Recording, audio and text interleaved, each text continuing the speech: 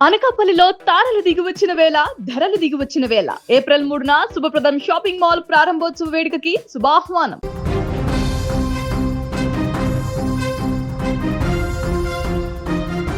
IPL 2026 season రసవత్తరంగా కొనసాగుతుంది.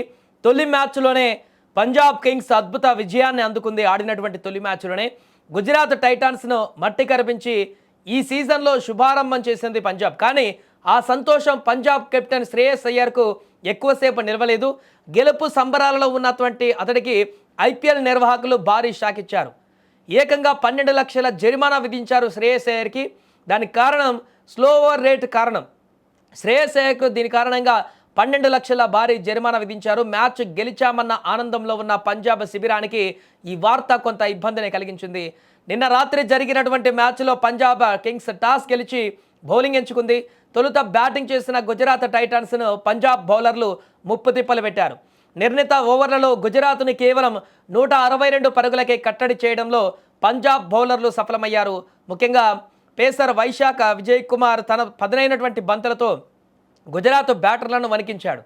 అతనికి తోడుగా వెటరన్ స్పిన్నర్ యజువేంద్ర చాహల్ తన మాయాజాలం ప్రదర్శించాడు. వీరిద్దరూ కలిసి కీలకమైన 5 వికెట్లు పడగొట్టి గుజరాత్ వెన్ను విరిచారు. దీంతో ఒక దశలో భారీ స్కోరు సాధిస్తుందనుకున్నటువంటి గుజరాత్ తక్కువ స్కోర్కే పరిమితమైంది. అయితే 163 పరుగుల లక్ష్యంతో బరిలోకి దిగినటువంటి పంజాబ్ కింగ్స్ కథ మొదట్లో సాఫీగా సాగలేదు.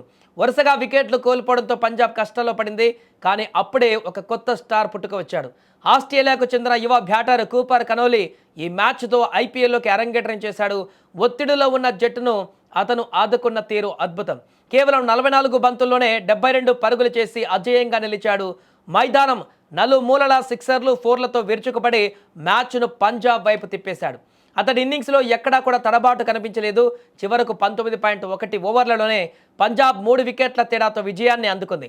కనోలీ వీరోచిత పోరాటంతో పంజాబ్ అభిమానులు ఇప్పుడు పండగ చేసుకుంటున్నారు. విజయం దక్కినప్పటికీ మైదానంలో పంజాబ్ జట్టు చేసిన ఒక పొరపాటు కెప్టెన్ శ్రేయస్ అయ్యర్కు ఇబ్బందికరంగా మారింది. ఐపీఎల్ నిబంధనల ప్రకారం నిర్ణీత సమయంలో ఓవర్లను పూర్తి చేయాల్సి ఉంటుంది. కానీ గుజరాత్తో జరిగిన మ్యాచ్లో పంజాబ్ జట్టు స్లో ఓవర్ రేటు నమోదు చేసింది. ఐపీఎల్ ప్రవర్తన నియమావళిలోని ఆర్టికల్ 2.22 ప్రకారం ఇది ఉల్లంఘన కిందకు వస్తుంది. ఈ సీజన్లో పంజాబ్ కింగ్స్కు ఇది తొలి తప్పిదం కావడంతో కెప్టెన్ శ్రేయస్ అయ్యర్కు 12 లక్షల జరిమానా విధించినట్లుగా ఐపీఎల్ కమిటీ అధికారిక ప్రకటన విడుదల చేసింది. ఒకవేళ ఇవే తప్పులు మళ్ళీ పునరావృతమైతే జరిమానా మొత్తం పెరగడమే కాకుండా కెప్టెన్ పైన నిషేధం పడేటువంటి అవకాశం కూడా ఉంటుంది.